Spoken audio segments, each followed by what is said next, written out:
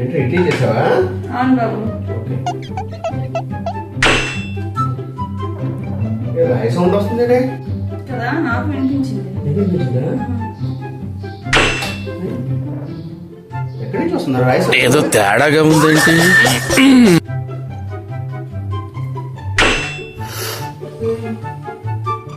అదేనండి సౌండ్. ఇడ్లీనా రాళ్ళా? ఇడ్లీ అంటే ఎలా ఉండాలి?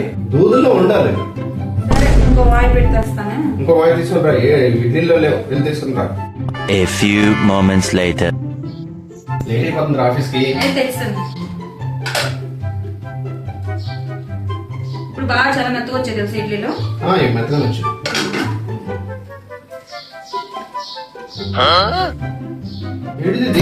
దూద్ వచ్చింది.